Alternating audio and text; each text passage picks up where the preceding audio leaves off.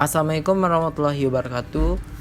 Kami dari kelompok 1, di sini kami akan membahas materi mengenai gangguan persepsi yang beranggotakan Febri Wulandari, Rosa Emaniar, Anissa Julianti, Iksan Saputra, dan Leko.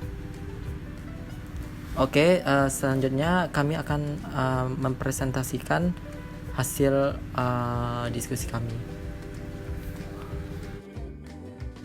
Baiklah, materi pertama mengenai gangguan persepsi. Sebelumnya kita harus tahu dulu nih mengenai persepsi itu apa sih? Jadi, persepsi ini merupakan suatu proses diterimanya rangsang sehingga rangsang tersebut disadari dan dimengerti oleh penginderaan atau sensasi.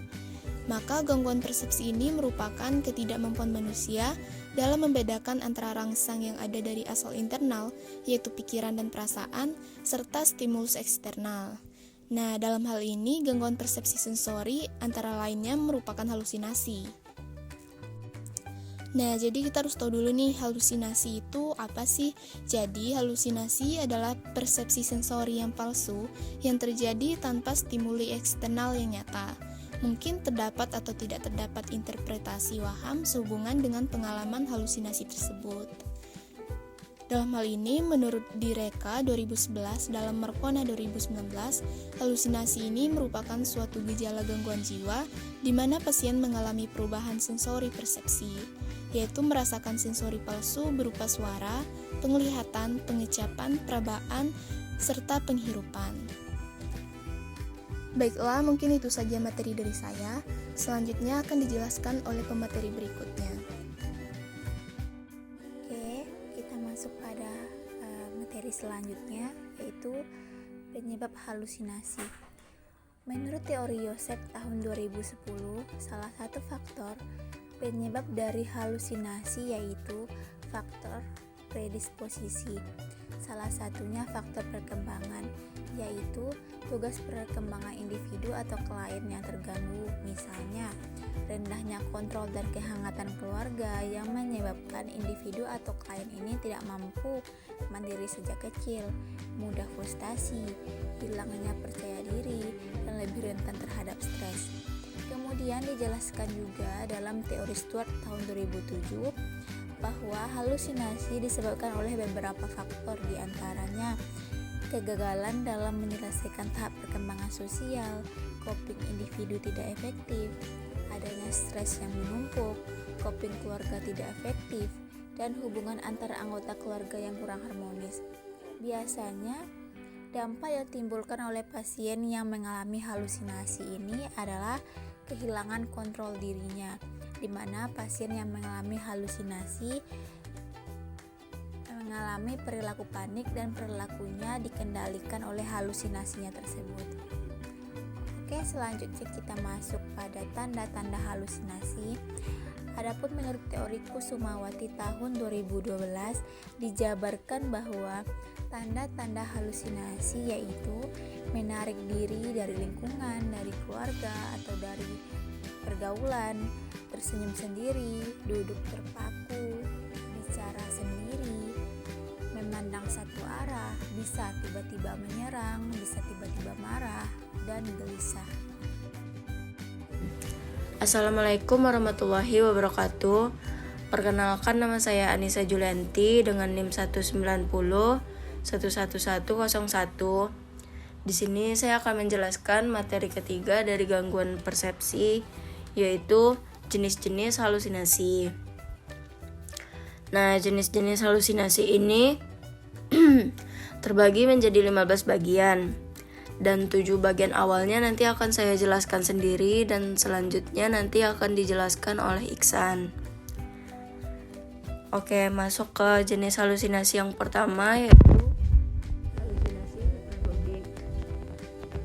Halusinasi hipnagogik ini merupakan persepsi yang palsu yang terjadi pada individu saat ia akan tertidur. Biasanya halusinasi ini dianggap sebagai fenomena yang tidak berbahaya. Gejala yang terjadi pada halusinasi hipnagogik ini bisa berbentuk halusinasi penglihatan, pendengaran, ataupun perabaan. Nah, salah satu jenis gejalanya itu yang pertama ada membayangkan suatu hal yang nyata ketika individu akan segera tertidur. Yang kedua ada terbangun dengan rasa takut yang luar biasa. Yang ketiga ada merasa mendengar suara melengking, berkedip, atau suara tidak jelas. Merasa salah satu anggota tubuh seperti berdenyut tiba-tiba. Pikiran berkelana dengan cepat, merasa ada serangga yang menghinggapi tubuhnya, dan individu seakan menggaruk tubuhnya, seakan mengusir serangga tersebut. Salah satu contohnya itu misalnya ada individu yang baru bangun. Nah, dia itu tiba-tiba melihat ada orang yang berdiri di depannya, padahal nyatanya tidak ada orang sama sekali yang berdiri di depannya. Atau seperti ada yang memanggilnya padahal nggak ada. Halusinasi yang ketiga yaitu halusinasi auditoris. Nah, halusinasi auditoris ini atau pendengaran ini merupakan bunyi yang palsu. Biasanya berbentuk suara, tapi ada juga bunyi-bunyian. Nah, bentuknya itu kadang kayak musik atau suara atau bunyi-bunyi fluid atau mendengung, bunyi tertawa, dan bunyi suara-suara tentang perintah-perintah. Nah, halusinasi yang keempat yaitu halusinasi visual. Halusinasi visual ini merupakan persepsi palsu yang terjadi terhadap penglihatan individu ada yang berbentuk dan ada yang tidak. Yang berbentuk ini contohnya kayak manusia, dan yang nggak berbentuk itu contohnya kayak cahaya atau bintik-bintik atau apapun. Dan biasanya halusinasi visual ini yang paling sering terjadi pada gangguan organik. Kemudian yang kelima ada halusinasi penciuman atau olfaktoris. Halusinasi penciuman ini merupakan persepsi individu tentang membau, tapi itu tidak nyata. Halusinasi gustatorik ini merupakan persepsi palsu tentang indera pengecapan pada individu. Assalamualaikum warahmatullahi wabarakatuh. Saya Iksan Saputra. Di sini saya akan melanjutkan materi mengenai halusinasi. Lebih tepatnya jenis-jenis yang ada pada halusinasi. Selanjutnya ada halusinasi somatik, yaitu persepsi yang salah tentang satu hal yang terjadi di dalam tubuh seseorang. Contohnya seperti seseorang pasien yang merasakan bahwa tubuhnya itu memiliki lubang yang besar di perut dan mengeluarkan darah yang banyak, padahal itu merupakan hal yang tidak nyata. Nah, selanjutnya ada halusinasi liliput, yaitu persepsi yang salah di mana benda yang tampak lebih kecil daripada ukuran aslinya.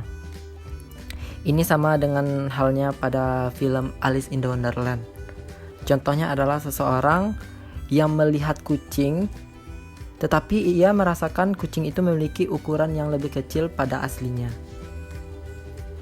Nah, selanjutnya ada halusinasi yang sejalan dengan mood atau mood congruent hallucination, yaitu halusinasi di mana isi halusinasi adalah konsisten dengan mood yang tertekan. Contohnya seperti pasien yang mengalami depresi mendengarkan suara yang mengatakan bahwa pasien adalah orang yang jahat. Jadi sejalan sejalan aja dengan perasaan yang dia rasakan pada saat itu. Nah, ada juga halusinasi yang tidak sejalan dengan mood, yaitu halusinasi di mana isinya tidak konsisten dengan mood yang tertekan. Contohnya seperti pada depresi, halusinasi tidak melibatkan tema-tema tersebut seperti tidak merasakan rasa bersalah, penghukuman yang layak, dan ketidakmampuan. Jadi pasien tidak merasakan hal-hal yang ia rasakan pada saat tersebut. Nah, Selanjutnya ada halusinosis, yaitu halusinasi adalah gangguan persepsi yang membuat seseorang mendengar, merasa, mencium, atau melihat sesuatu yang sebenarnya tidak ada. Pada kondisi tertentu, halusinasi dapat mengakibatkan ancaman pada diri sendiri dan orang lain. Paling sering adalah halusinasi dengar, yang berhubungan dengan penyalahgunaan alkohol yang kronis yang terjadi dalam sensorium yang jernih. Berbeda dengan delirium treatment atau DTS, yaitu halusinasi yang terjadi dalam konteks sensorium yang berkabut. Lalu ada sinestesia, yaitu proses perubahan makna yang terjadi sebagai akibat pertukaran tanggapan antara dua indera yang berbeda. Maksudnya itu seperti seseorang yang mengalami pertukaran makna antara dua inderanya. Contohnya seperti seseorang yang bisa melihat mendengar warna dan melihat suara gitu.